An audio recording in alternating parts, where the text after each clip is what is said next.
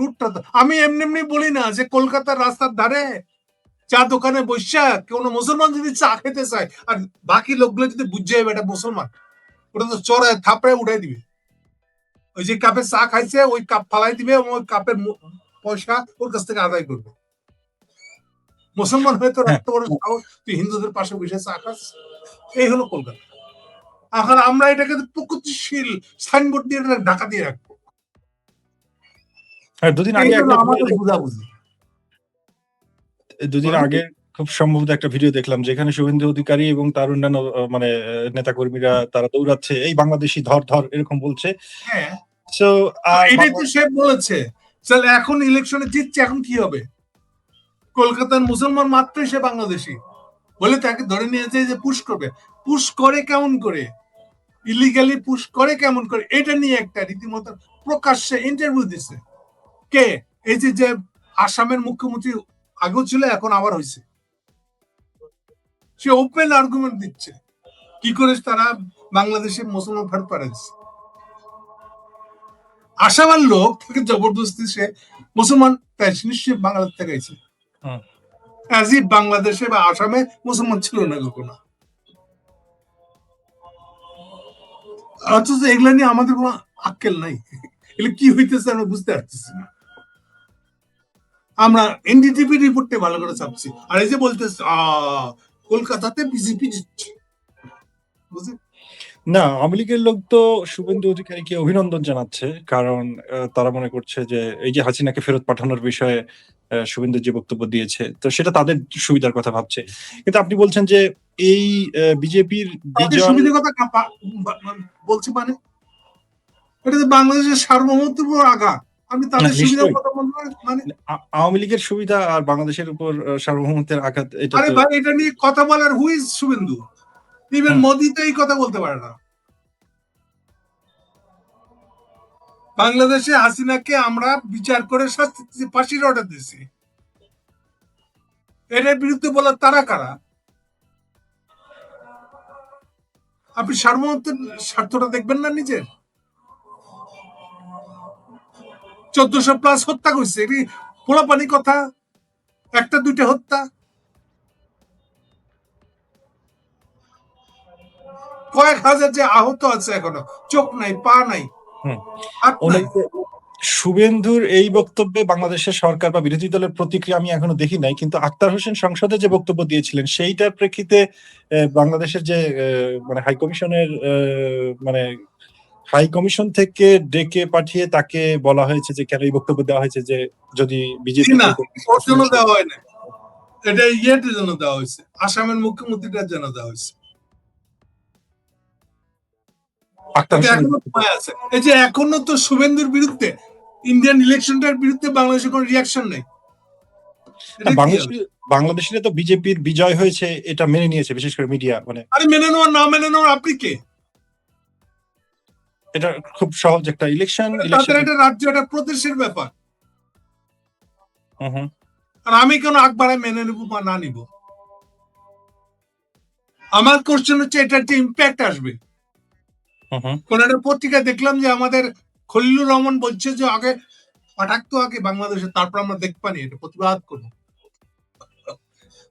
আমি জানি না এটা খলিলুর নিজের বক্তব্য কিনা, যেহেতু খলিল আজকে আবার চীনে যাওয়ার কথা, অলরেডি চলে গেছে না যাবে আমি জানি না, কিন্তু কোন একটা পত্রিকা দেখছে।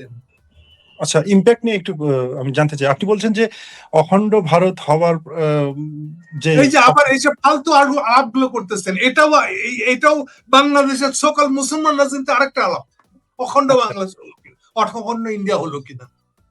না, মোদি সেটা চায়, কিন্তু আপনি বলছেন যে বরং ভারত ভেঙে যাওয়ার একটা সম্ভাবনা তৈরি হলো। এটা একটু যদি বুঝিয়ে বলেন। না, দুটো এক না তো, আসলে আপনি কথা বুঝতেছেন না। জি, অখণ্ড ভারতের কথাটা কি মোদি নতুন বলছে? তাহলে এখন এটা নিয়ে ইন্ডিয়ান ইলেকশনের বিরুদ্ধে এটাকে কেন খাড়া করতেছে? মানে মুসলমান আর্গুমেন্ট পাইতেছেন না, এই জন্য তো ওটাই থাকেন। হিন্দু আর মুসলমানের মানামানি হিসেবে দেখেন ঘটনাটাকে। আপনি কোন লিগাল আর্গুমেন্ট বুঝেন না, পলিটিক্যাল আর্গুমেন্ট বুঝেন না, এই জন্য হিন্দু মুসলমান এইভাবে আপনার পাতায় না দিলে আর আপনি বুঝতে পারেন না জিনিসটা কি। এটা তো খুব সহজ। মুসলমান মাত্র ভালো, হিন্দু এটা খারাপ, এর চেয়ে ভালো সহজ সাধারণ মানুষের বোধগম্যতার ভিতরে এনে দেওয়ার আছে ভালো আর্গুমেন্ট কি হইতে পারে? আপনি যে নাদান একটা, আপনি এই SIR বলতে কি বুঝে এটা ব্যাখ্যা করে আপনাদেরকে বলতে হচ্ছে, এর মানে বুঝছেন না? বুঝছেন আপনি? বুঝেন একটা রাষ্ট্র এই কাজ করতে পারে কিনা এটা নিয়ে প্রশ্ন তো মূলত আপনাদের নাই, কারণ আপনি তো হিন্দু মুসলমান দেখতে দিয়ে বুঝছেন। আবার জিনিসটা ওই যে অখণ্ড ভারত করতেছে, আরে বাবা অখণ্ড ভারতের কথা তো মোদির এই প্রথম না। আচ্ছা উল্টো কথা একটা বলি, এটা কোথায় গিয়ে ঠেকবে এই অখণ্ড ভারতের আইডিয়া? বা এই যে ওয়েস্ট বেঙ্গলের জিতাটা কত যাবে, এইটা চিন্তা করার মূলত আপনাদের ইসলামী রাজনীতি যারা করে। তবে বলেন না আল্লাহ আছে না, আল্লাহ নিজে একটা বাধা তৈরি করে রাখে, আর আল্লাহ ভরসা করেন বাধা একটা আছে, সিরিয়াস বাধা আছে। আপনি কি জানেন যে ইন্ডিয়াতে রক্ষার জন্য নিজেকে পুতিনের রাশিয়া থেকে সৈন্যবাহিনী নিয়ে এসে বসাই দেওয়ার একটা চুক্তি করছে? কেউ খবর রাখেন না। আপনার অখণ্ড ইন্ডিয়ার খবর রাখেন, এটা খবর রাখেন না। এটা কেন করছে এটাও জানেন না। এর মানে হলো এই মোদি বধ হবে, বধ বুঝেন তো? কত বধ, কুপানো কোপ খাই মারা যাবে। মোদিকে বধ করবে আমেরিকা না, সে তখন গ্লোবাল পাওয়ারের সেকেন্ডারি হয়ে যাবে, তারপরে বধ করতে পারে বলা যায় না। এই ভয়ে সে ইতিমধ্যে সে বুঝছে এটা ভয় আছে, এই ভয়ে সে রাশিয়াকে নিয়ে এসে দেশের ভিতরে আর্মি কয়েক হাজার না হলো 5,000 আর্মি নিয়ে রাখে। এটা বুঝছেন আপনি? এত গর্বদানকারিতা মোদি রাশিয়ান আর্মি নিয়ে এসে দেশের ভিতরে রাখবে। কেন রাখবে? কোনো খবর রাখেন না তো আপনি। এই যে 7 সিস্টার নিয়ে ইন্ডিয়া এত গর্ব করতেছে, মোদি এত কথা বলে, ওই 7 সিস্টারের কাহিনী জানেন কি হয়েছে? 7 সিস্টার ভেঙে ওখানে একটা ইহুদি রাষ্ট্র বানাবে, এইটাই নেতানিয়াহু আর ট্রাম্পের প্ল্যান। যদি সরাসরি ইহুদি রাষ্ট্র না বানানো যায় তাহলে এটা খ্রিস্টান রাষ্ট্র হবে, যার ভিতরে বড় অংশ থাকবে ইহুদি। সম্প্রতিকালে প্ল্যান বইরা এই মণিপুরীদেরকে ইহুদি বানাই নিয়ে তার দেশে সেন্টার দেওয়ার জন্য নিয়ে গেছে। মোদি কিছু করতে পারেনি। সো এইটাকে ঠেকানোর জন্য মোদিকে হেল্প করতেছে আসলে ইনফরমেশন দিয়া এই পুতিন। কারণ এই গোষ্ঠীটা আমেরিকানরা ভারতের সৈন্যের নামে ওই মণিপুরে ঢুকে কাজ করতেছে, এবং ওই বেটা একদম আমেরিকান, সে এতদিন কাজ করছে একইভাবে আমেরিকান ভারতের সৈন্যের নামে ইউক্রেনে, মানে রাশিয়ার ভিতরে ঢুকে ইউক্রেনের হয়ে। ফলে সোভিয়েত ইউনিয়ন লোকটা মানে পুতিন এই লোকটার সম্পর্কে থরলি জানে, ফলো করতেছিল তাকে। ফলে তাবৎ ইনফরমেশন দিচ্ছে মোদিকে। মোদি শোনার পরে তাকে বোমা সহ পুরো গ্রুপ সহ অ্যারেস্ট করে রাখছে। সেই লোক এখন ইন্ডিয়ান আর্মির আন্ডারে। এই কারণে মোদির পুতিন প্রীতিটা ওখান থেকে আসছে। আরেকটা কারণ আছে, মোদি যে চোটপাট দেখায় আমাদের উপরে, এই চোটপাট কবে থেকে দেখাইছে? আমরা কেউ তলা হাত দিয়ে দেখি না, আমাদের ইসলাম বুঝি না। মোদি এই চোটপাট দেখায় বাংলাদেশের উপরে 1/11 থেকে। কারণ 1/11 হলো আমেরিকান যখন বাংলাদেশকে দখল করে কু করে এই বাংলাদেশকে ইন্ডিয়ার হাতে তুলে দিয়েছিল, ওটাই 1/11। 1/11 একটা বাংলাদেশের ব্যাখ্যা আছে, কেমন করে খালেদা জিয়া এবং তার ছেলেকে মাইরে ধরে উৎখাত করলো, তার কাহিনী আছে, যেটা তারেক এখন ভুলে গেছে। অত মনে করেন বা একদম পারবো না, ইন্ডিয়ান হেল্প লাগবে, ওই যে বুঝে এই হলো তারেকের রাজনীতি, যে ইন্ডিয়া তাকে এইভাবে পিছমোনা করে বাইন্দা মাজা ভেঙে দিয়েছিল, ওই ইন্ডিয়ার সাথে সে খাতি করতেছে। এটা তারেকের রাজনীতি। এবং তখন থেকে মোদির এই যে চোটপাট গুলো শুরু হয়েছিল, তার মানে তার চোটপাটের পিছনে আছে আমেরিকানদের হেল্প। তাহলে মোদি রুস্তম হয়েছিল আমেরিকানদের হেল্প নিয়ে। কিন্তু এইটা অনেকটা এরকম যে এককালে একটা কাচ্চি বিরিয়ানি খেয়েছিল, ওর স্বাদটা মুখে লেগে আছে, বলতে পারি না। এটা বুঝেছে আর কাচ্চি বিরিয়ানি পাওয়ার কোনো চান্স নাই, কিন্তু স্বাদটা যখন মনে পড়ে আরে আরে মোদি খালে এরকম করে। এই জন্য সে চায়, মনে প্রাণের স্বপ্ন দেখে যে আমেরিকা আবার তাকে সেই পুরনো সম্পর্ক, পুরনো সাপোর্টটা নিয়ে আসতেছে, কিন্তু এটা জানে না, বুঝতেই চায় না যে ট্রাম্প এই সাপোর্ট নিয়ে আর কখনো ফিরে আসবে। শুধু ট্রাম্প না, কোন আমেরিকা আর তার সাপোর্টে ফিরে আসবে না, কারণ আমেরিকানদের চোখে এটা হচ্ছে একটা লস্ট গেম, এটা করে তার কোনো লাভ হয় না। কিন্তু মোদি এখনো সেই স্বাদটা ফিরে পেতে চায়। তাহলে এর ভিত্তিতে এখন মণিপুরে যদি এইবার ট্রাম্প আর নেতানিয়াহু মিলে এটা করতে যায়, সে টাকাবে কি দিয়ে? তার উপায় তার মানে এখন চাইনিজ ব্লকে যাওয়া। এখন সরাসরি চাইনিজ ব্লকে কেমনে যাবে? সে তো দেশের ভিতরে বলে রাখছে যে তাদের এনিমি এখন আর পাকিস্তান না, তাদের এনিমি হচ্ছে চীন। স্কুলে স্কুলে পাঠদান করাইছে মোদি। তাহলে ঠিক আছে, চীনের কাছে যাইতে পারবো না বুঝছি, তার রাশিয়ার কাছে ওখান থেকে এই জিনিসটা আসছে। তাহলে এখন বলেন, এই যে মোদি এই যে কাণ্ডটা করলো, এই কাণ্ডটা শেষ পর্যন্ত কোথায় গিয়ে আটকে যাবে? চীন at the end of the game তাকে কোলে উঠতে দেবে না, রাশিয়ার কোলে উঠতে দেবে না। ঠিক যখন ট্রাম্প ফেল করবে, তখন মোদি আবিষ্কার করবে যে তার এখন রাশিয়ার কোলে উঠার চান্স নেই, দেন লিম্বো ঝুলে থাকবেন। কোন বাবা আপনাকে রক্ষা করবে? এই হচ্ছে আল্লাহ দেওয়া বাংলাদেশের রক্ষা কবচ। বাকিটা আরো অনেক কিছু আপনারা চিন্তা করে নিয়েন, এখান থেকে পাইবেন। আমি কিছুটা ধারণা দিতে পারছি আপনাদেরকে মোদি কোথায় গিয়ে ঠেকে যাবে। আপনি বলছেন আলটিমেটলি মোদি ঠেকে যাবে, তার যে প্ল্যানই থাকুক না কেন বা যে রেজাল্টই হোক না কেন, গ্লোবাল পাওয়ারের হিসাবে তার হিসেবে সে সাজাইতে পারে না, সেটা হয়তো হবে না, সেটা মিথ্যে করে না বুঝে চিন্তাটাই নেবে। ওই যে আমেরিকানরা বলছিল ওই লাইনে এখনো আছে।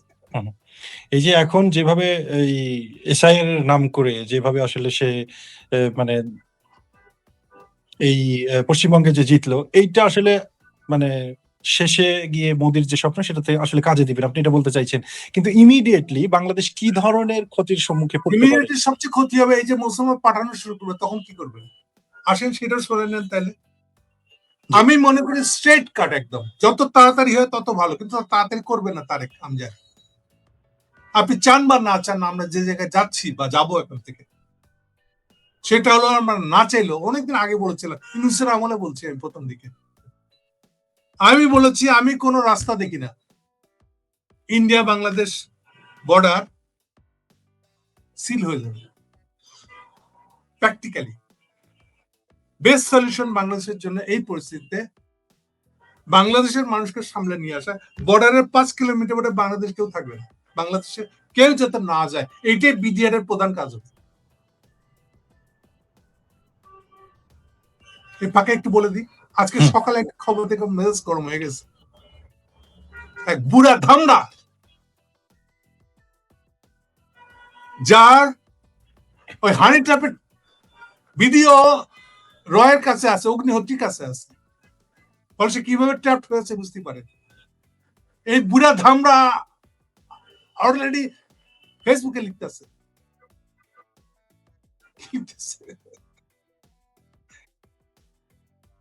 করিডোরের রাজনীতি খুব খারাপ। পুরা রয়ের প্রেসক্রিপশন অনুযায়ী ইনডাইরেক্টলি সে বলতেছে কলকাতার ইলেকশনটা মেনে নাও, আর করিডোর খুব খারাপ জিনিস, যেন বা করিডোর ইন্ডিয়ার রাজনীতি না, করিডোর খুব খারাপ। সে গালি দিচ্ছে গ্লোবাল ক্যাপিটালিজমকে, আসলে ফ্যাক্টস হচ্ছে সে গ্লোবাল ক্যাপিটালিজম কও বুঝে না, কারণ তার ক্যাপিটালিজম বুঝার দৌড় ইউরোপ থেকে, যারা বেসিক্যালি একটা কলোনিয়াল মাস্টার, এক, আর দুই হলো তারা স্টালিনিস্ট। তারা কেমনে বুঝবে গ্লোবাল ক্যাপিটালিজম কি? উনি নিজে কিন্তু ব্যবসা করে, তো এটা ক্যাপিটালিজম না? কি ব্যবসা করা কি কমিউনিস্ট চিন্তায় হারাম না হালাল? ব্যবসা মানে মুনাফা, মুনাফা তো হারাম কমিউনিস্ট চিন্তায়, তো ওটা করেন কেন? উনি গ্লোবাল ক্যাপিটালিজমকে হারাম বলতেছে। এবং করিডোর হলে কি হয়, করিডোর হলে সে তো আপনার দেশকেও বাধ্য করে তার সাথে প্রতিযোগিতা করতে। অদ্ভুত অদ্ভুত আর্গুমেন্ট দিতেছে। তো ইন্ডিয়া যে করিডোর নিতে যাচ্ছে ওটা নিয়ে বলেন, এটা কি ভালো না মন্দ, আমরা দিব না হাসিনার মতো দিয়ে দিব, এটা নিয়ে বলার না কিছু, মানে আবজাব আর্গুমেন্ট দিতেছে আর কি। কখনো কোনো ভাবতেছে বিরাট কমিউনিস্ট আর্গুমেন্ট দিব। কমিউনিস্ট আর্গুমেন্ট কেমনে দিবেন আপনি? Anti capitalism. আরে ভাই, আপনি যে ব্যবসা করেন, প্রতি গাছে যে ভাত খান, এই ভাতের প্রত্যেকটা দানা ক্যাপিটালিজম। এটা হুশ আছে অ্যান্টি ক্যাপিটালিজম মারান। দেখ কমিউনিস্টের খাসিলত কেমন দেখেন, অ্যান্টি ক্যাপিটালিজমের বয়ান দিতেছে, নিজে করে ব্যবসা। এটা কি ক্যাপিটালিজম না? আরে বুঝেন কিছু, আসেন এটা ক্যাপিটালিজম পরিষ্কার করে দিই আপনাদেরকে। ইভেন খোদ সোভিয়েত ইউনিয়ন 1917 সাল থেকে, না 1922 সাল থেকে 1991 সাল পর্যন্ত সোভিয়েত ইউনিয়ন যে বেঁচেছে, ওটাও একটা স্টেট ক্যাপিটালিজম, রাষ্ট্রীয় পুঁজিবাদ। কথা বুঝছি কত বলে। অর্থাৎ ওখানে একটা সারপ্রাইজ ভ্যালু হয়েছে, সারপ্রাইজ ভ্যালু মালিক হয়েছে রাষ্ট্র। রাষ্ট্র মানে পার্টির উপর মহলের এলিট। বাংলা কথা বুঝে একদম বাংলায় বললাম। এখন বলেন কার্ল মার্কস কি কোন সারপ্রাইজ ভ্যালু ফেরত দেওয়ার পদ্ধতি, রীতি বা নিয়ম, ফর্মুলা কিছু দিয়ে গেছে? এত বেশি কথা বুঝেন কেন বলেন না? হ্যাঁ বলেন। এত গল্প মারেন কেন? দুনিয়ার সমস্ত কমিউনিস্টদেরকে বলতেছি এই প্রশ্নের উত্তর দেয় যদি আপনার জানা থাকে। এত সারপ্রাইজ ভ্যালু মারেন কেন আপনি? সাইনবোর্ড দেখেন কার্ল মার্কসের, করেন তো স্টালিনের রাজনীতি। কি উত্তর নাই? আজ পর্যন্ত সারপ্রাইজ ভ্যালু ফেরত যাওয়া যাবে কি করে? মার্কসের গুরুত্বপূর্ণ কাজ সারপ্রাইজ ভ্যালু তত্ত্ব। ইয়েস, এটা থিওরিটিক্যাল। বাস্তবে সারপ্রাইজ ভ্যালু ফেরত দেবো কেমন করে, এরকম কোন তত্ত্ব কার্ল মার্কস দিয়ে জানে? কার্ল মার্কসের পরে কোন বেকুবের মুড় ধর নেই, কেমনে ফেরত দিব তার কোনো কথা বলা। এত সব বুঝছেন, সব উত্তর যেন আমাদের কাছে, আপনাদের কাছে আসে। আপনার কমিউনিস্ট, আপনার তো গ্লোবাল ক্যাপিটালিজম বুঝেন না, আন্দাজি কথা বলেন কেন? গ্লোবাল ক্যাপিটালিজম স্টালিনই বুঝে নাই বলেই তো আইএমএফ ওয়ার্ল্ড ব্যাংকের জন্মে সবাই উপস্থিত ছিলেন ওনার প্রতিনিধি। উনি যে উপস্থিত ছিলেন কি বুঝছেন সেটা হাফ পাত্র তো কোনো আর্টিকেল লেখেন না। কেন লেখেন না?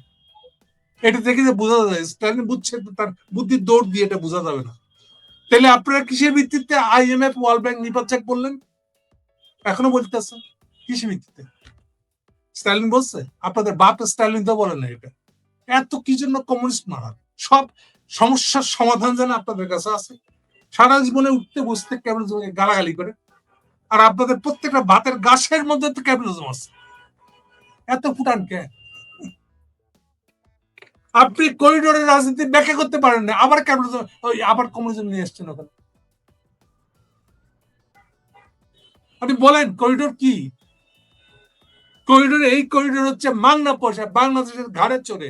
বাংলাদেশ বিদেশিদের কাছ থেকে লোন নিবে, আইএমএফ এর কাছ থেকে লোন নিবে, নিয়ে রাস্তা বানাবে, আর ইন্ডিয়ানরা ওই রাস্তা ব্যবহার করবে বিনা পয়সা। বাংলা করা এটা বলেন না কেন? বলতে পারবেন? পারেন না তো, আপনি চিন্তাও করেন না।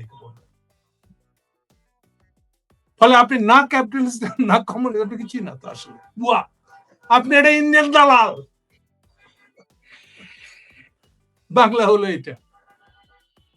এলে যত বলবেন তত ন্যাংটা করে দেবো, কিন্তু এখনো বেশি কিছু বলি নাই,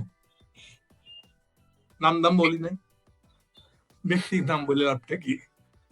তাহলে সিমটম বলছি। তাহলে করিডোর রাজনীতি বুঝে পড়বে। আমি বরং করিডোরের পক্ষে। আসেন এখন কি ধরনের করিডোর? করিডোর হবে আসামের ওপারে হলো তিব্বত, চীনের তিব্বত। ইন্ডিয়ানরা রাজি হবে, আসামের উপর দিয়ে তিব্বত করিডোর দিবে। এবার তিব্বত থেকে চীনারা ট্রাক লরি নিয়ে বাংলাদেশের চিটাং কাছে সোনাদিয়া পোর্ট বানাবো, ওটা ডিপ সি পোর্ট ব্যবহার করবে। দিবেন? ইন্ডিয়ানরা দিবে? চাইনিজদেরকে করিডোর দিবে? এবং করিডোরটা ব্যবহার করা হবে, সবাই বাধ্য থাকবে, কমার্শিয়ালি দেখবেন এটা। আসেন না করিডোর খারাপ কি? গ্লোবাল ক্যাপিটালিজমের জন্য করিডোর বেস্ট। আপনি গ্লোবাল ক্যাপিটালিজম বুঝেন না তো, এই জন্য আমি জেনারেলি করিডোর মানে খারাপ ধরে নিচ্ছি। ইটস ইউজলেস, আমরা কাদা। আমি করিডোরের বিরুদ্ধে কামান দাগাইতেছেন কেন? অগ্নিহোত্রী কইছে তাই? অগ্নিহোত্রী কইছিল এই জন্য চিন্ময়ের লগে গলা জড়ে জড়ে করে কুত্তার মতো জড়ে ধরছিলেন? হ্যাঁ, এগুলো সবাই জানি আমরা। কে কোথা থেকে কোন ফোন পেয়ে সিটাং দৌড়ায় আমরা জানি না। হ্যাঁ, নিজেকে এত কুতুব ভাবেন কেন? হ্যাঁ, নিজের পর্নোগ্রাফিক ছবি দিয়েছেন অগ্নিহোত্রীর হাতে দিয়ে, এখন আপনি বিপ্লবী সাজতেছেন। বলেন নেক্সট। যে করিডোর নিয়ে একটু আলাপ করতে চাই আমি। এইটা নিয়ে একটু আলোচনা হচ্ছে, দেখলাম যে তেতুলিয়া টেকনাফ ইকোনমিক করিডোর বা বাংলাদেশের সবচাইতে বড় বাজেটের করিডোর নির্মাণ করতে সরকার গুরুত্ব আরোপ করেছিল। এইটা নিয়ে এই যে খবরটা যে কোথায় ছাপা হয়েছে, কোনো মেইনস্ট্রিম পত্রিকা। দুই হলো, এই পার্বত্য নিউজ অরিজিনালি এর উৎপত্তি খুবই খারাপ জায়গায়, এখন সাজছে ভদ্র। এ তো চাকরি করে একদিক থেকে ইনকিলাব পত্রিকার সহ সম্পাদক। আচ্ছা, হাসিনা আমলে চাকরি করছে। র আর হাসিনা মিলে যে যৌথ ব্যাপার ছিল, আজকে সার্কিয়া, কালকে ওই বম না, ওই পাহাড়ি যত জনগোষ্ঠী আছে তার একটা জনগোষ্ঠী হলো বম। ওদের ষড়যন্ত্র কাহিনী বুনতেন না, এগুলোর সাথে জড়িত হলো এই পত্রিকাটা। এখন আপনি ওই পত্রিকায় কি ছাপা হয়েছে এটা নিয়ে আমাকে দেখালে তো হবে না। এটা যে তারেকের কথা, তার প্রমাণ কি? তাহলে আগে এটা পরিষ্কার হোক। আমি নাও করে দিচ্ছি না, হ্যাঁও করছি না, কিন্তু তারেক যে তেতুলিয়া করিডোর করতে চায়, করিডোর মানে তো কাউকে দেওয়া একটা, আপনার কারোর থেকে নেওয়া। টেকটার থেকে তেতুলিয়া কাকে করিডোর দেবে? ইন্ডিয়াকে? মিলল না। হতেও পারে, কিন্তু আপনি তো পরিষ্কার বলতে হবে কোন জায়গা থেকে। আমরা কি জানি না যে হাসিনার আমলে যেসব করিডোর দেওয়া হয়েছিল, যেটা জাপানিজ প্রজেক্ট, আমরা যারা বুঝি না এই জিনিসটা,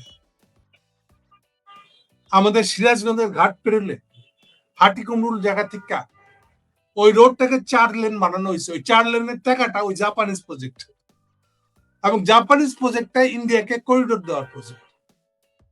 এগুলো আমরা জানি না।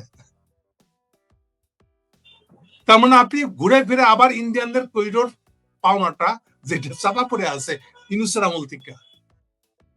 জাপানিজরা মেলা হায় উতাস করছে, বণিক বার্তাকে দিয়ে কয়েকবার পার্সু করাইছে, এবং বণিক বার্তা কমিউনিস্ট না, তারা তো এটা নিয়ে বিরাট বিপ্লবী কারবার হিসেবে এটা ছাপছে। তাহলে আপনি দেখেন না তো সবাই ইন্ডিয়ান, একটা ইন্ডিয়ানের দালাল, ইন্ডিয়ার করিডোরের পক্ষে দালালি করতেছে। খুব রাগ তার, কেন গৌতম দাস এটার বিরুদ্ধে কথা বললো? দেখেন সব কমিউনিস্টের লেস কিন্তু এক জায়গায়, ওই শেষিকের ঠেকবে মোদির আন্ডারের নিচে। তো করিডোর বলতে কি বুঝে, ওটা না কি? এগুলো পরিষ্কার হতে হবে না? জি, এটা মেইন স্ট্রিমে এখনো আসে নাই, কিন্তু এটা নিয়ে আলোচনা মধ্যে আবার করিডোর কোথায়? তো এগুলোর পরিপূর্ণ কোন চিত্র পাওয়ার আগে, আমি তো শুনছি যে লেখাটা লিখছে বলে যার নাম শুনছি, সেও তো আরেক কমিউনিস্ট, ইমতিয়াজ মির্জার লেখা। এগুলো সম্পর্কে আমি যত কম বলি মেইন স্ট্রিমের সাংবাদিকের আবার একটা আমি বিশ্লেষণ দেখেছি, যিনি প্রথম আলোর আবার মেইন স্ট্রিমের সাংবাদিক। শওকত হোসেন? না, ওনার নামটা ভুলে গেছি, পাঠাবো আপনাকে। তো উনি একটা বড় ভিডিও করেছে এটা নিয়ে। যে প্রথম কথা হলো, যতক্ষণ সরকারের দিক থেকে, পার্টির দিক থেকে, বিএনপি বা তারেক যতক্ষণ এর নিয়ে কোনো বক্তব্য দেয় নাই, ততক্ষণ আপনি ক্যাম্পেইন করে লাভটা কি? ঠিক আছে, এটা নিয়ে আমরা তাহলে পরে কথা বলবো। যেদিন তারেক বললেন না, আমি তো বলি নাই, তো শেষ। আপনি এটা শেষ, আগাম এটা নিয়ে হইচই করার কি আছে? এক্স্যাক্টলি করিডোর বলতে কি বুঝাচ্ছে, কি চাচ্ছে? টেকটার থেকে করিডোর, তেতুলিয়া বলতে একটা বুঝায় যে পুরো বাংলাদেশ থেকে ইন্ডিয়াকে করিডোর দিবে, এরকম? আমি যাই বলি, তারেক যদি বলেন না আমি কিছু মেন করি নাই, দেন আমি বোকা হয়ে যাবো। তাহলে এটা নিয়ে আরো বড় যখন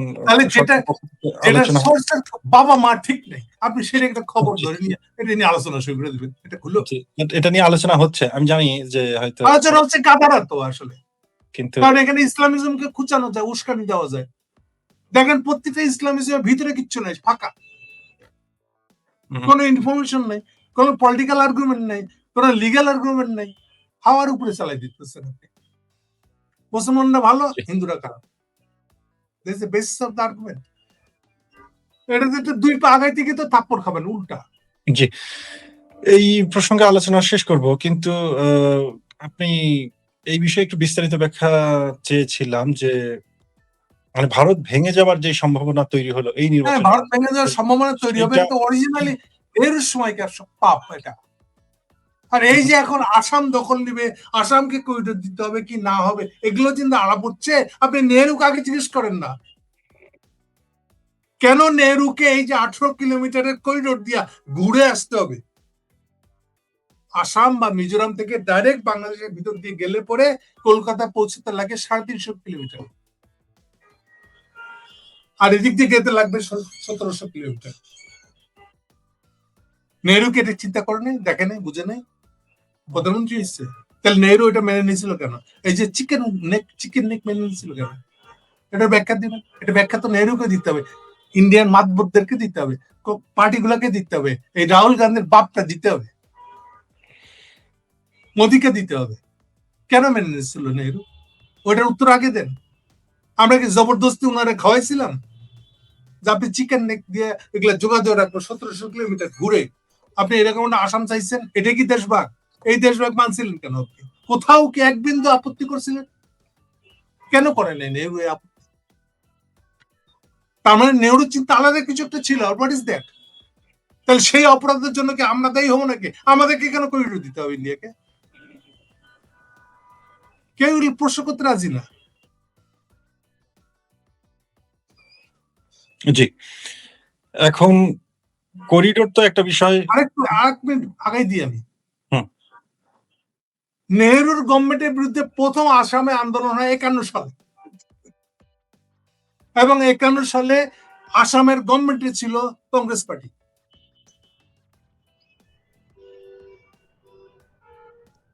এগুলো খবর কেউ রাখে না। এবং তাদের অভিযোগ হলো যে আমরা এই যে বাকি ইন্ডিয়ার সাথে যোগাযোগ করতে পারছি না, সহজে যোগাযোগের কোন রাস্তা নেই। তাহলে নেহরু এটা কেন মেনে নিয়েছিল? এর উত্তর কি? এবং পরে যে আসামের মুভমেন্ট হলো, বড়দের মুভমেন্ট, বাঙালি কুপায় কাটছে, মুসলমান কুপায় কাটছে, একদিনে এক রাতে 3000-এর মতো লোক পড়ছে। এগুলো আলাপ করবো, আমরা দাঁড়া দাঁড়া দেখবো। এগুলা জায়গায় মুসলমান হত্যা করা দেখতেছেন না আপনি? আমি ইসলামী রাজনীতি করি, ভাসানি করতে আসলো, কেউ খবর রাখে না, সব ইসলামী রাজনীতি করতে চায়। ইসলামী কি কিছু বুঝে না। হিন্দুরা ভালো খারাপ, মুসলমানরা ভালো, এই হলো ইসলামী রাজনীতি। কি সস্তা না? এইটা প্রশ্ন করেন না কেন? নেহরুকে এই প্রশ্ন করেন, নেহরুর বংশধরদের প্রশ্ন করেন। এবং এটার উত্তরে একসময় আনন্দবাজার লিখছে, নেহরু নাকি চাইছিল একটা খুব পিসফুল আসাম, এই জন্য কোনো ঝামেলা মামলা যাইতে চায়নি। আনন্দবাজার লিখছিল এটা। তো ভাই ওটা নিয়ে থাকতেন, এখন আবার করিডোর, 7 ভাই, এইসব ফালতু আলাপ করেন কেন? ব্যাখ্যা নাই তো আপনার কাছে। নিজের ভাবে নিজে পড়ছেন না আপনি? হোল ইন্ডিয়া পড়ছে। আচ্ছা, এই ফাঁকে একটা কথা মনে পড়ে গেছে, বলে দিই। এই যে মমতা হাঁটলো, এটা নিয়ে অন্তত 7 দিন আগে রাহুল গান্ধী, কংগ্রেসের সভাপতি যে এখন অথবা দায়িত্বপ্রাপ্ত, সে কি বলতেছে ওটা শুনে রাখেন। সে বলতেছে সব দোষ হলো মমতার।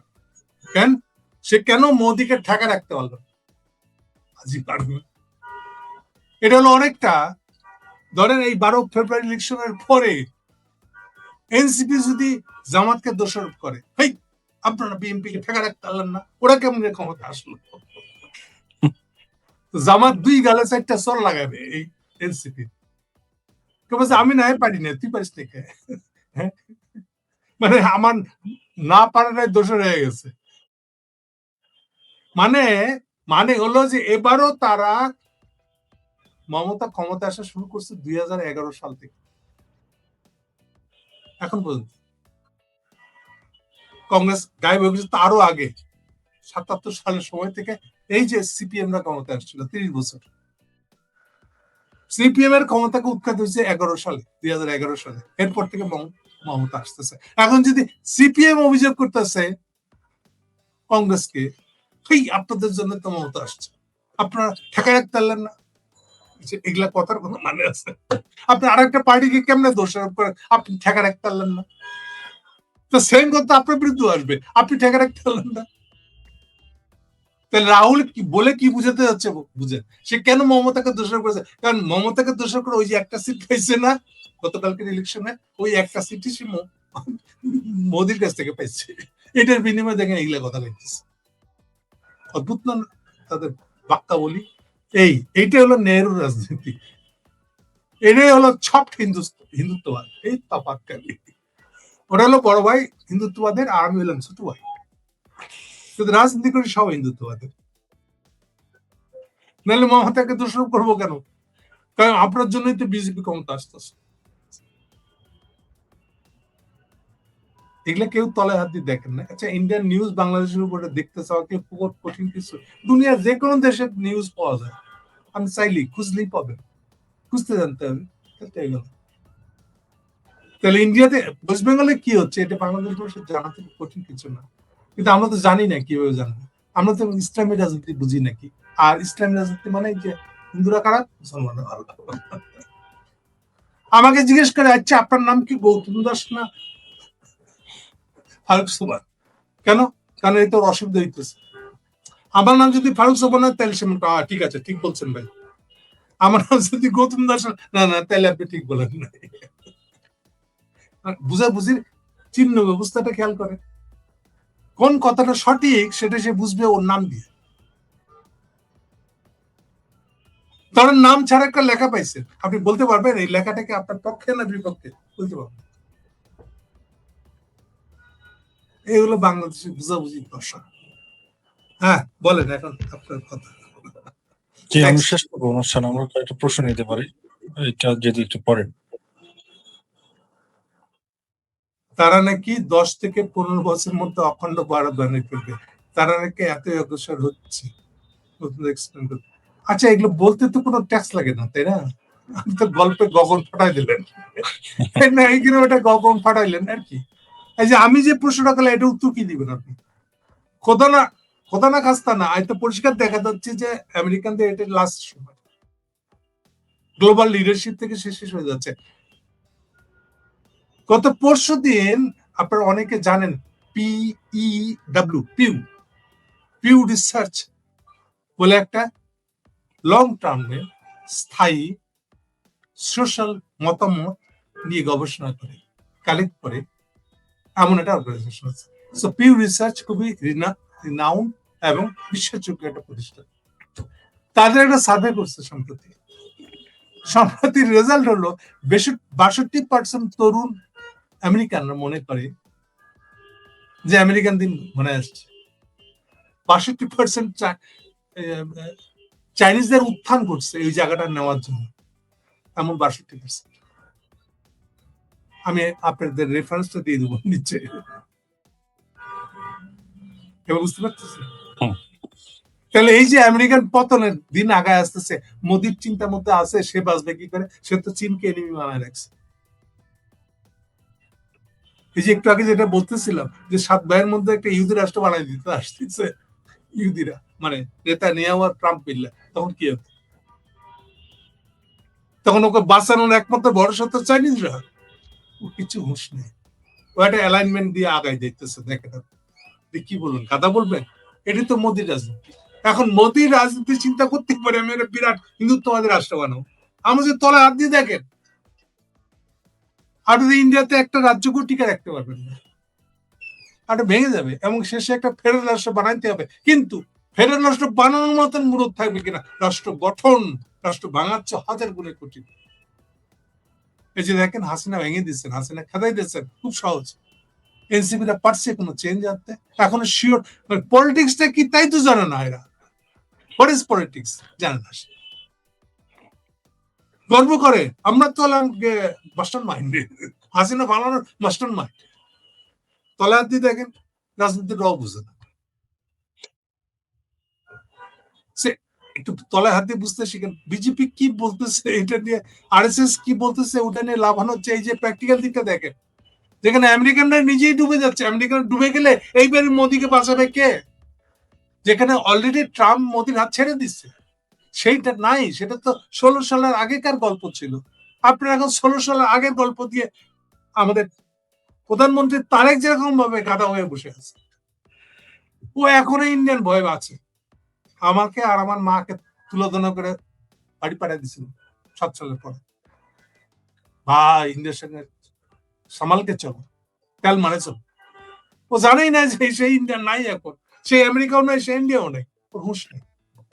ও বোধ আমেরিকাকেও তেল মারতেছে, ইন্ডিয়াকেও তেল মারতেছে। এবার বুঝছেন রাজনীতি না বুঝলে কি হয়। এই জন্য হাসিনার বিরুদ্ধে স্লোগান দিয়ে রাস্তায় নেমে যাওয়ার সহজ। রাষ্ট্র গঠন, কনস্টিটিউট করা, যেখান থেকে কনস্টিটিউশন শব্দটা আসছে, একটা কনস্টিটিউশন রচনা করেন না দিকে, রাষ্ট্র পুনর্গঠন করেন না দিকে, একটা ফেডারেল ইন্ডিয়া বানান না দিকে, আপনার কোনো যোগ্যতা নেই। ইভেন একাডেমিকরা এটা জানে কিনা কি করতে হবে আমার সন্দেহ আছে। বিকজ কোন ইউনিভার্সিটিতে কোন একাডেমিক পেপার নেই, এটা তো কোনো আলোচনা নেই। আলোচনা করাটা হারাম করে রাখা আছে।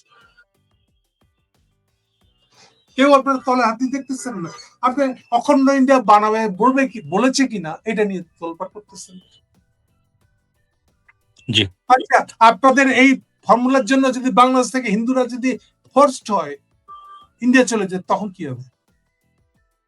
বাংলাদেশে 8% হিন্দু মানে বুঝেন কি? নেন এগুলো দায় নেন না। আপনি তো মুসলমান পাঠাই দিবেন তো বাংলাদেশে। আপনি চান বা না চান, কাউন্টার স্রোত একটা হবে, বাংলাদেশ থেকে হিন্দু চলে যাবে। আর যে কারণে হোক, ওটা কি হবে তখন? তলে হাত দিয়ে দেখেন, শুধু ইমিডিয়েট টার্গেট তো হলো ইমিডিয়েট কলকাতার ভোটের বাজার দখল করে, তাই তো? ওই জায়গায় থাকবে না তো জিনিসটা, আলটিমেটলি এটা ইন্ডিয়া ভেঙে ফেলবে। কারণ আপনি ধর্মের ভিত্তিতে, ধর্মের ভিত্তিতে শুনলে মনে হবে সব দোষ তো মুসলমান।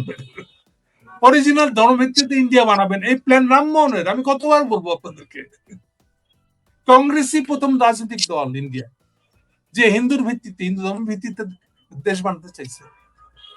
দোষ হলো জিন্না, তাই না? জিন্না তো মুসলিম লীগ করছে 20 বছর পরে, তাও 20 বছর পরে জিন্না জয়েন করে না। জিন্না জয়েন করতে আরো 4-12 বছর লাগছে। জিন্না তো শুরুতে কংগ্রেসের লোক ছিল, পরে সে মুসলিম লীগে জয়েন করেছে। আপনারা কেউ তলে হাত দিয়ে দেখতেছেন না। জিন্না ছিল বলে, সে একটা ব্যারিস্টার বলে লিগ্যাল দিকটা, রাষ্ট্রের লিগ্যাল দিকটা বুঝতো। ফলে মুসলমানরা, শুধু মুসলমানরা রাষ্ট্র করতে গেছে তো পরে, তো দোষ দিচ্ছে মুসলমানরা, অথচ তারা হিন্দু রাষ্ট্র করতে গেল, তাদের কোনো দোষ নাই। এবং এইটা ব্যাখ্যা দিচ্ছে কমিউনিস্টরা, কংগ্রেস দেয় নাই কিন্তু, মাইন্ড ইট। 47 সালে কংগ্রেসরা কোথাও আর্গুমেন্ট দেয় নাই যে মুসলমানরা ধর্মভিত্তিক দেশ বানাতে চাইছে। এই আর্গুমেন্ট শুরু করছে কমিউনিস্টরা। পরে কংগ্রেস, ইদানিংকার কংগ্রেস এটাকে গ্রহণ করছে, কিন্তু অরিজিনালি কংগ্রেস এটা নিয়ে কিছুই বলে না, জিন্নাকে দোষারোপ করে না।